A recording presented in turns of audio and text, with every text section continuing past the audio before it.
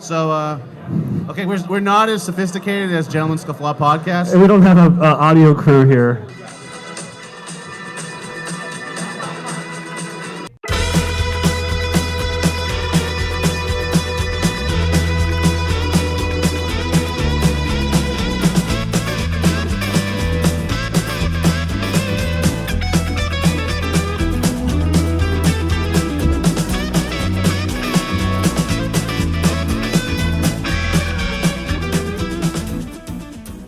Welcome, folks. Welcome to another scorching episode of Lather Be Shaving. I'm Douglas Smythe. And I'm Matt Pisarcik. And we're here at last. I know it's been a long time, but we're here at the Big Shave West and happy to be here. Happy to be here, really. I mean, other than the room being a little bit hot, Yeah. it's been going great. Yeah? It's been going great? Yeah. All right. Yeah. Everyone's enjoying and sponsoring our vendors and patroning them, making some sales. Good. That's what makes the world go round. No, that's residual centrifugal motion, Matt. Oh, I okay. was saying Fran, but Matt. Please don't call me Fran. Don't ever call me Fran. That's not what she said. Because her name is Fran. Anyways, folks, it's been a while, so we're a little off, clearly. But today we wanted to talk about the top 10. Okay, top 10 misconceptions and myths. We've kind of updated our last misconceptions and myths top 10. And may have recycled a few, but you guys don't know what we're doing, really. Yeah, we wanted to break down some of the top 10 most misunderstood or misconceived or misthought of themes in the world of safety and straight razor shaving. So, without further ado, let's jump into it. So, the very first misconception, and this is going to be Doug's going to be covering this, is blooming versus soaking a shave soap. Yeah, we thought we'd start off with a little controversy here, and I don't know why this is a controversy at all, but hey, so what do I know? I'm a newbie, Doug. Tell me, what is blooming a shaving soap? Blooming a shaving soap is just heating a shaving soap. You can do this in numerous amount of ways. One being with water, that most think are considered the only way to bloom. That would be adding hot water to the top of the puck, letting it sit for 1 minute to 5 minutes while you take a shower.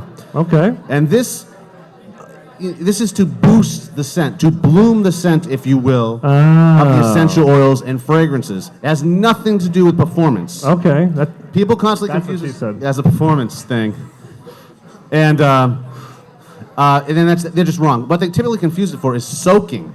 Now, soaking is a traditional barber method of softening a hard soap with performance in mind. Nothing to do with the scent. Sometimes blooming, the byproduct of blooming, is incidentally a soak. Soaking. Yeah, but that's not why you bloom. So is there a cutoff, like, the first 30 seconds or minutes blooming, but after that it's soaking? Is there like a gray line here? Okay. Well, if you're using a softer soap or a tube or whatnot, you're just heating the soap. That's all it's about. But as a barber, you use all different types of soaps. But traditionally and historically, you used harder soaps. So in order to soften the soap, you needed to soak it. Now, does the temperature really matter? Because, see, you guys know I'm a cold water shaver. I love cold water. Temperature will... So it has to be hot. To bloom it. Because blooming, a lot like, potpourri, burning incense, lighting a candle, it lifts the essential oils up into the air. Or like the process of distillation lifts the essential oils up into the air as well. Doug, you lift me up. I know I do. I'm the wind beneath his wings. Okay, so that's one way of blooming. You can also use, if it was a tube of a shaving soap, you put it in a jar or a cup of hot water and let it sit in there for 5 minutes. And then when you're out of the shower, you're getting ready to use it, take it out of the jar, and now the soap is hot. The scent has bloomed. You can also use a candle warmer if the soap is in a tin. You can use a hair dryer even. But it's primarily about is just heating the soap. You can put a jar of soap, lid off, in a Ziploc bag, submerge it in hot water for 5 minutes with something heavy on it like a scuttle while you take a shower, or leave the lid on, but you just want to heat the soap before you use it to bloom the scent. That's all it's about. It's not about soaking. Soaking is just one of the many ways, or using water is one of the many ways. It's called wet blooming. But there is the dry method as well, which I brought up. This sounds so complicated. And so dirty when hearing myself talk. But trust me, folks, there's a difference. I just constantly see this confused in the forums and the groups. Now, one follow-up question. Now, I know when I'm done with shaving, let's imagine, we didn't bring a soap up here. I don't know why, but imagine this is our shaving soap. When I'm all done, I rinse it out, get some of the excess lather. I turn it upside down on my sink, and I let it kind of drain out. maybe 20, 30 minutes later, I come in, I put the cap on, I close it up. Is that good, or should I be letting it air out more or soak less? Yeah, a couple hours, in fact. Hours? I would never dry it like that. Why? I would have it on something for airflow. Okay. Because sometimes soaps will take a lot longer to dry than others, and you just want to make sure. And also, when you leave the lid off, it makes the soap harder and longer lasting. As a soap maker, I never put the lid back on my soaps. I leave them all open. Drives Fran nuts, but all open all over the place. But I'm telling you, longer lasting soap, because you really need it to last longer. You guys have like what? This is like Michael Scott. Oh, this is too much. Okay. All right. I don't even know who that is. Next topic, the other misconception. Straight razor, and this has a blade in it, be careful, versus Shavette for closeness. So we get so many phone calls, we get so many emails, people say, okay, I really want that super close shave. Should I get a Shavette or should I get a straight razor? Now, what does the audience think? I want all in favor of Shavette, please, aye. For closeness. No one? Straight razor for closeness, say aye. Neither. No one wants. What would you say? I can tell you right now, it does not make any difference. As a barber, it does not make any difference. Okay, I would tend to agree. I think Yeah, you better. I think the equipment in the hand of someone who knows how to use it will make a bigger difference in one versus the other. I always tell customers, you're going to get a really close, easy BBS shave with a safety razor right off the bat. Like 3 or 4 shaves in, you're kind of almost a master of this. A straight razor, you better plan on like a long-term relationship with your straight razor. You better plan on getting to know it for weeks, months even, to really get that close shave. And most people say, gosh, I was just imagining it was going to be this miraculous close shave. I'm like, no, you need to stick with it. And even if you stick with it, you still may not get that perfect shave. I think Shavettes provide a great close shave, and it doesn't take that much practice, really. I mean, he's using a Shavette today. I don't necessarily agree with that. Okay, well. I think a straight razor is more forgiving than a Shavette any day. It is. 100% more forgiving. And I hate how people, well, I don't hate it, but I can see why they would definitely confuse the two, or this is a starter for moving over to a straight razor, but I don't think it is. I think you either pick one or the other. Oh, that's one of mine. I know. So if you want to learn how to use a Shavette, know that it's its own animal. This is the love child of a straight razor and a DE razor, where a straight razor is its another own animal. They're not one and the same, though it's held similar. Right. It's a whole different animal, whole different angle even. And this one's gonna. Then this will bite you quicker. I think easier than a straight razor. Well, it's also stainless steel. You know, most double-edged blades are all stainless steel. Yeah. Versus this is carbon steel, and like you said, carbon steel is more forgiving, more flex. Yeah. So if the sole reason why you're using a Shavette is as a starter to move eventually over to the straight razor, I say jump right to the straight razor rather than mess around with this. If you want to shave with a Shavette, learn how to use a Shavette. But that's my thoughts on that. Okay, moving right along. Stropping versus honing. Again, these are misconceptions. All the time, customers say, oh, yep, I just got back from my trip. I had to strop it a few times, sharpened up my blade. I said, wait, hold on. You didn't sharpen your blade. I'm not trying to be that guy who's actually about everything. Actually, the Roman vomitoriums, those weren't rooms for people to puke in. It was just a name for stadium entrances.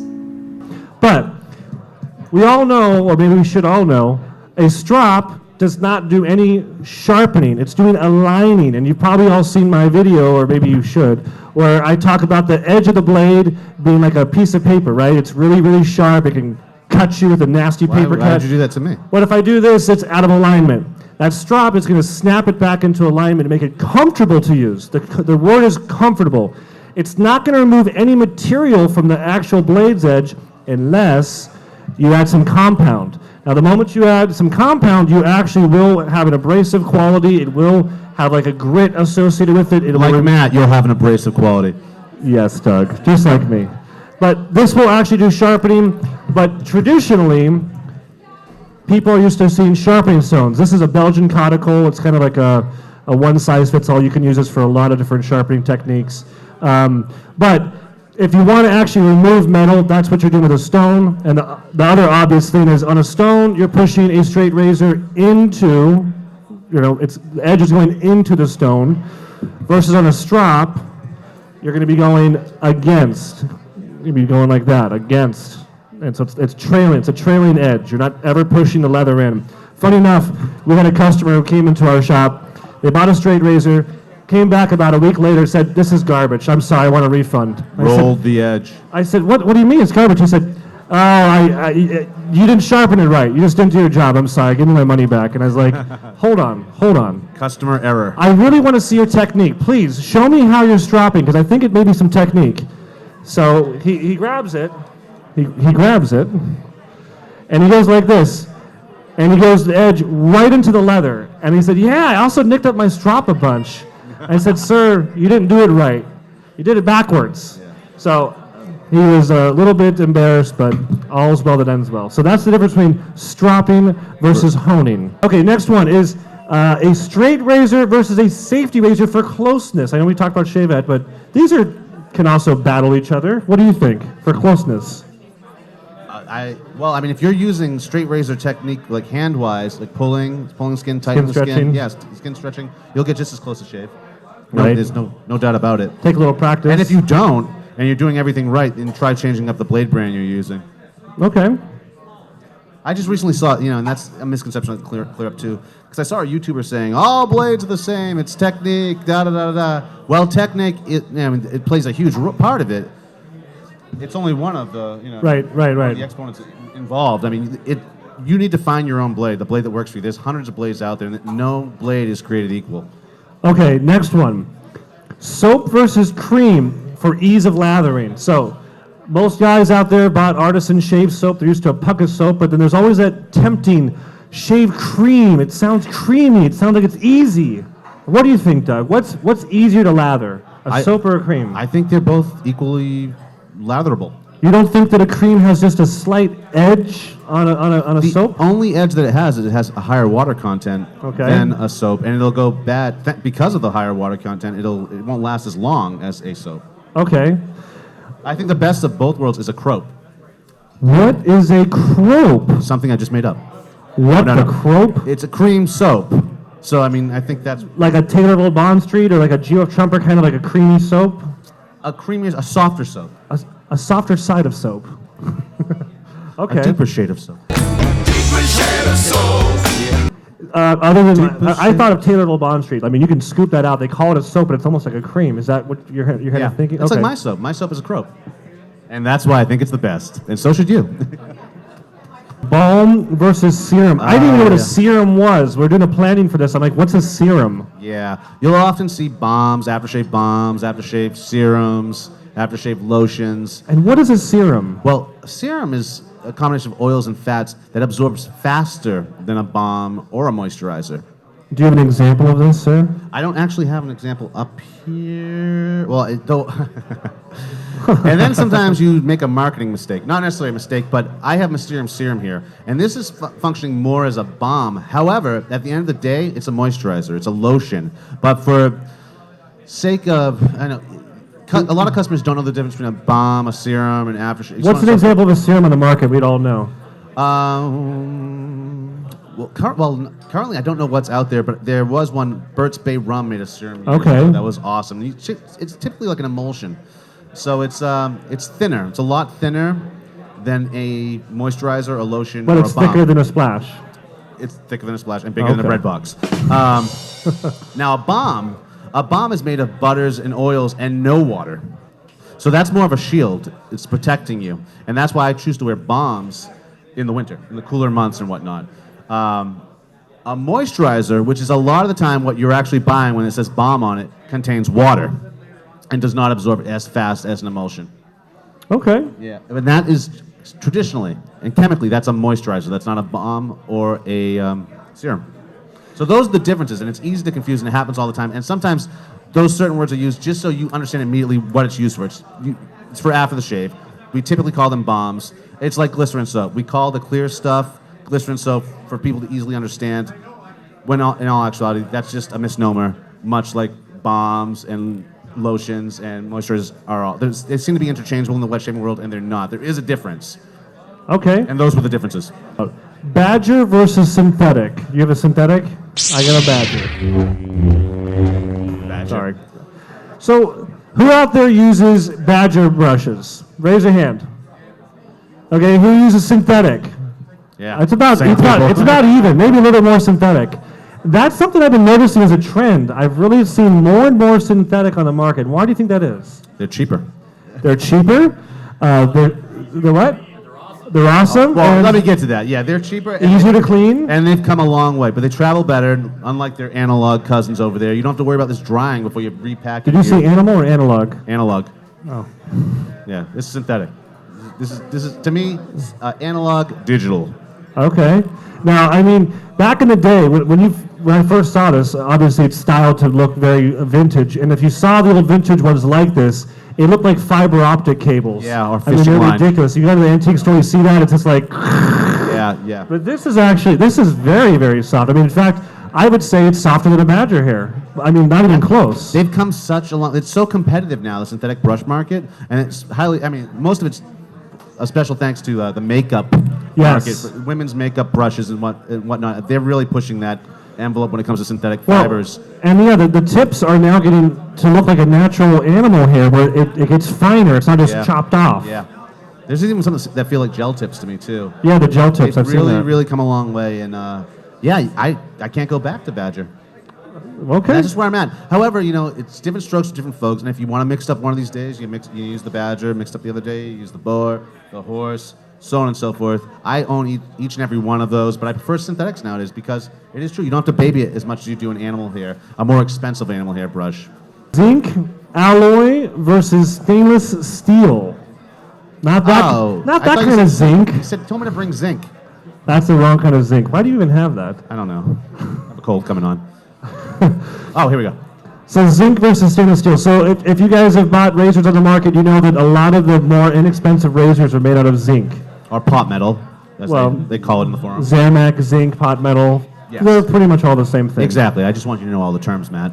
But it's cheap because you can cast. So think of cast like an ice cube tray. You have a mold, you pour in something that's liquid, it takes its shape, and there you go. They polish it up, they put some chrome on top, and away you go. You have a pretty inexpensive zinc razor. And not only that, because of that method, you can get shapes that you typically can't get out of machine. Very complicated shapes. Yeah. And it's cheaper. It's cheaper to do. Very, very cheap. Because, I mean, if I was to machine that, first of all, it'd be very difficult to machine that. And if I did pull it off, it'd be a very, very expensive razor. Right. So that's the benefit. But And what's the downfall? Well, I mean, I think they you're holding the dent, downfall. Look at They it. dent. They tend to degrade faster. Some of them do, though. This is a bad example. Some of them will last forever. So, I mean, I think it's a great example of what zinc looks like after 50 years. the typical, but the typical guy moaning about, oh, it's pot metal. And this guy was using a cartridge razor the year before. And I don't disagree with the benefit of it's inexpensive, and if it's 30, 40, 50 bucks, it's not too shabby. You can buy a few of those at the cost of one of these, for sure. It's true. And this one is 75 years old and still shaves well. And some of them look better than others. This one didn't make its way through history too well, but you see the pitting and whatnot. Right. So this can happen if it's not well taken care of, too. I mean, I don't know the history of how this traveled through time to get to me right now. Right. But I have some better specimens at home. I mean, it's a softer metal. It's a softer. cheaper metal. And a lot of people want to send in a zinc razor to us or other companies to refinish. And the problem is, most times, these are finished in chrome, which is incredibly hard. To take chrome off, you need a chemical process. That chemical, once it goes through the chrome, it instantly starts eating and dissolving away at the very soft zinc. So it's kind of like they have to put the chrome on to compensate for how soft the zinc is. But in terms of refinishing, you can't put new plating on top of old plating. So they really don't do very well for refinishing. We generally don't take them on. They're more trouble than they're worth. And the reason they were calling it pot metal is because back in the day, you were using whatever soft metal you had around. They would just throw scraps whatever. and throw it in, especially during the Second World War. So I Oh, don't yeah. even know what is in this, and that's another reason why it could be reactive to different chemicals. The other major problem with pot metal is that it can snap. So just like an ice cube in my earlier example, That's a good point. if you drop it and it hits, you can easily have those threads snap off, and we hear that all the time from customers. That's honestly, that could be the structural integrity too has been compromised because a lot of noobs tend to over tighten razors. Right. When you do that, you're asking for trouble right there. And then if you drop it after the fact, you've been doing this 100 times. Right. The integrity's gone as well. So I always encourage people, for any razor, never over tighten it because not only could it possibly be destroying the razor, the threads. It's also closing the blade gap, whatever blade gap is there. Right. Is bowl versus scuttle versus face. It's a three-way. So yeah, thank you. I face lather. So we got bowl lathering. Well, we also Scuttle have some lathering. tips too to go over too, like Yeah, the we'll travel do. ones. Yeah, Okay. we'll do that at the end, like kind of like little tips. Yeah. So what do you do, Doug? Are you a bowl latherer, scuttle latherer, or face latherer? I was going to say I go both ways, but then you added that third one. Thought it was going to be funny. Cut it out. I am, colder months, I am a scuttler. However, with the travel scuttle that we have, I turn that into an ice scuttle in the hotter months. But the majority of my shaves, I'm a face latherer. Okay, I am too. I love face lathering. I think it's more efficient, it's more effective, it's quicker, and do a lot more exfoliation and lather building on your face where you're shaving. Yeah, there is that. I mean, but you can get past that too. I mean, like you're creating a hot lather and you're now applying it to your face, but you can still exfoliate to get it Yeah, on there and then just yeah. build it up. But now you're building up a hot lather. Well, that's the every audience. time. Who face lathers? Show of hands, face lather. Yeah. Okay, show of hands, scuttle lather. And bowl latherer. So face, really the most face. Wow. Yeah. So fresh, so face. See, bowls to me, I'm not a huge fan of the bowl because there's no resistance in a bowl. Whereas in a scuttle, Right. you That's have true. some resistance. Especially, it can be obvious like this, embossed, or just the texture they use to coat the clay with can also create a resistance. Where this is just, I feel like with that same energy you're putting into this, because it's about economy of motion for me when I shave, I think you can be getting a faster, quicker, bigger, thicker lather with some resistance. And don't get me wrong, there are some bowls out there that do have some lines or something resistant Right. in it. But this one myself, not a fan of. Sorry, that's Matt's. No, it's fine. Okay, so that's our top 10. Yes, that is a top 10. And we know that you all traveled to get here in some way, shape, or Yes, form. everyone traveled. And some of you flew, and some of you didn't check a bag, and you tried to get your D blades past the TSA, and that didn't happen. Yeah, anyone have trouble with TSA on their way out here with soap or straight razors or blades? No one? Nothing at all. Well, Nothing at all. that's good. Okay, yeah, We that's probably all learned our lessons the hard way. from Big Shape 1. Who has had a run-in with TSA ever? Yes, I think we all have had at least some kind of run-in. So, with that in mind, Matt and I have concocted a devious method that you probably don't want to get caught doing, but I won't even say it. It's so naughty. yeah, I'm not going to say it either. Moving on. No, I heard a rumor. That's what it was. I heard a rumor that if you're a double-edged shaver, remember, they're only looking to see if there's a blade inside, right? Like this.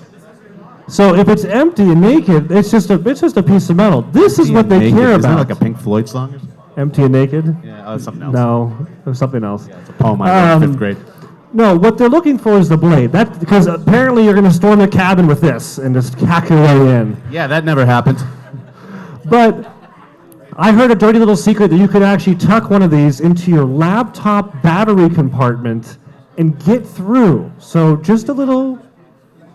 What? Matt's going to get Put in you the all cheek? arrested. No, I almost did. No, you can do it. What it was? You put it in your mouth.